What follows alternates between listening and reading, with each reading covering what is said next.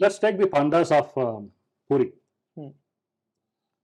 A lot of complaints keep coming there, saying that if you go there, they say something and then say they demand so much money and all that. And if they don't pay that money, you are either abused or they take the money forcibly or something. Similar case in Pandharpur or some other temples and all that.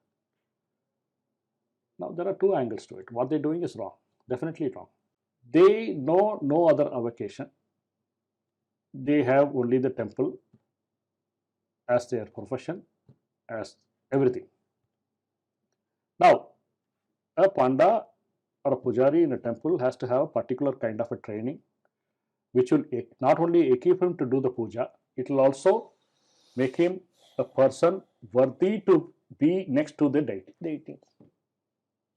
Who will offer that training? Now, that training is sadly lacking because I'm involved so much in temples. Who will ensure that there is compliance to the training offered? It's going to be a big effort. Hmm. We don't need to beat around the bush or hide the truth when it is out in the open. Okay.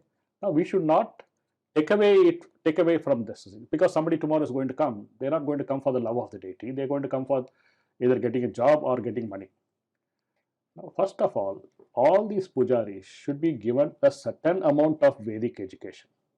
I have always seen a difference in the Dikshitas who have completed their Vedic education and the Dikshitas who know only puja paddhati. They know a few puja mantras. There's a vast difference. Very nice. A person who has undergone 7 years or 8 years of Vedic training under a guru and has learned the Vedas, mastered the Vedas, their behavior is far different from a person who is lacking in all this. So we need to give them proper training and proper Vedic education, value education, Shastra education. In the same Gaya, for doing Tarpan, and after the Tarpan, we were feeding some students from the Veda Padashala. Some 12 or 14 or 16 boys came of different ages, from the age of 10 to 18, 20.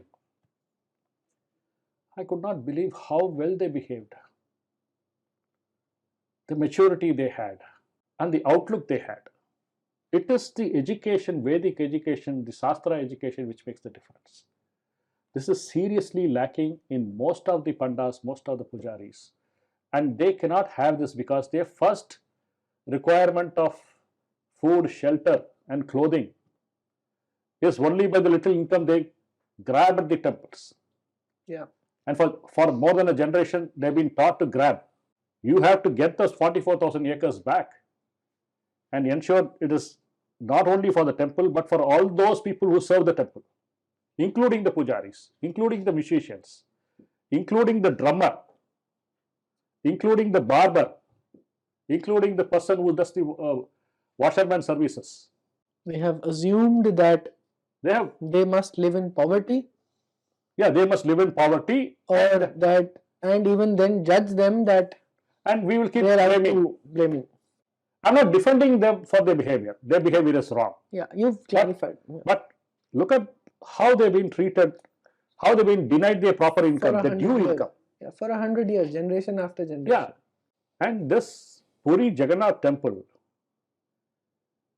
is one place where the atrocities continue to happen. I have never seen wider roads in India than the Puri road, where the Jagannath chariot happened. Still, they have demolished 800-year-old mutts. Beginning with the library of the mutt, they had demolished there. The government in power, calling such mutts as encroachers. How can a mutt that has been there for 800 years be an encroacher? All sort of atrocities happen to the majority population in this country, section by section. And when it happens to one section, the rest of the community do not go and defend them, do not go and protect them.